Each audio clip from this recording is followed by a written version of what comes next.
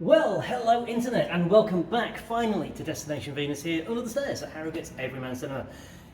It's Wednesday, I'm back! Did you miss me? I hope you did. But it's Wednesday, we have a brand new rack, and it's time for Regie's roundup of what is on that rack for Wednesday, the whatever day it is in October. Hang on, I'll check the date. Wednesday the 4th of October, 2023. I should have looked that up before we started, shouldn't I? Never mind, it's not as though I did this live. Okay, so, it's a cracking rack.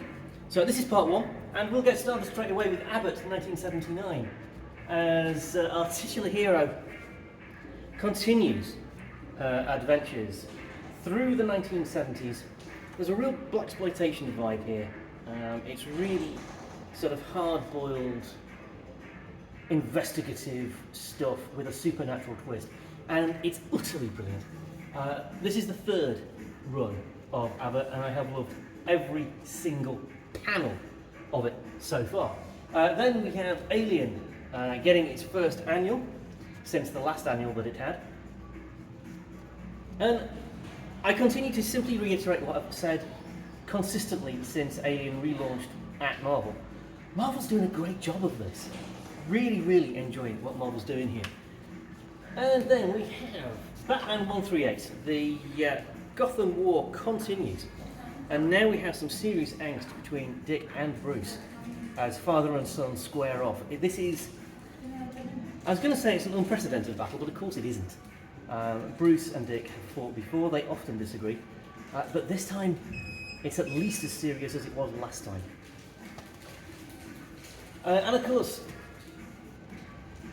the Gotham War isn't just affecting Dick and Bruce. The Red Hood gets his own little corner of the DC universe here as we find out how the conflict is affecting Jason. He's taking it about as well as you'd expect. I think it's fair to say. Completely different tone. We have Batman, The Adventures Continue Season 3.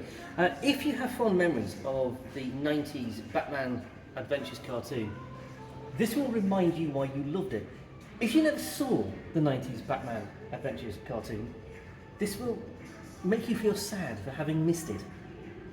It will certainly remind you why you love it. It's a wonderful tone, all ages friendly, but never talking down to anybody. It's absolutely cracking stuff. Then we have Batman Beyond, Neo Gothic hits issue 3. We have Black Panther hitting issue 5 of the current run. Blade Runner 2039 has hit issue 7, and we have the second issue in the new run of Blue Beetle, which I am really enjoying. They really are doing a great job of Blue Beetle here. We ended on a serious cliffhanger at the end of issue 1. We will wait to see how that is resolved. Then we have Buffy the Last Vampire Slayer continuing the legacy of Buffy the Vampire Slayer. This is a much harder boiled, much more steely take on the world of Buffy. And I think it's one that people who grew up with Buffy and who are therefore grown up will really appreciate.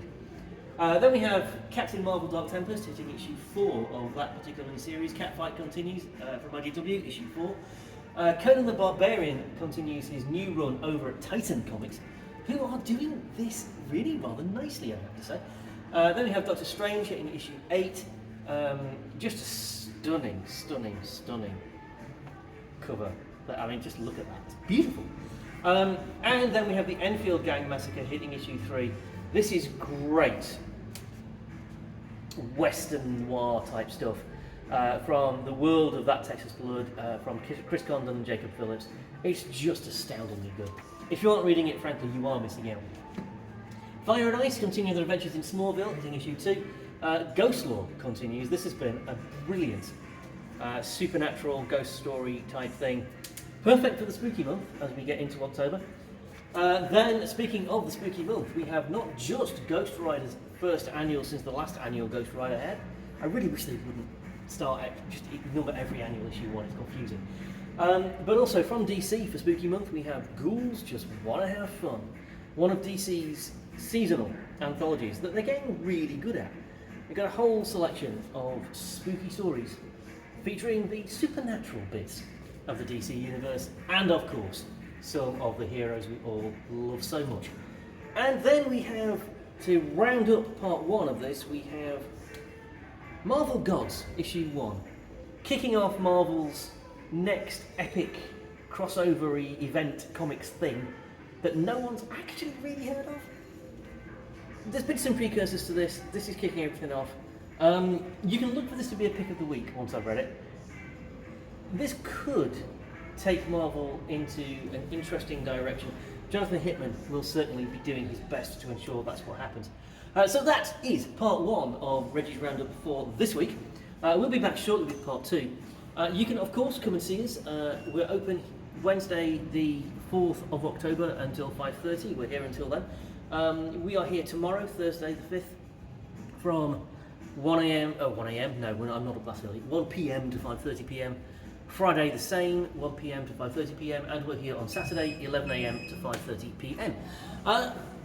If you can't come and find us in person, you can always find us online, www.destinationvenus.co.uk. However you come to see us, we look forward to seeing you. Until we do, be kind to yourself, be kind to everybody else, and above all else, love comics. We'll see you soon, guys.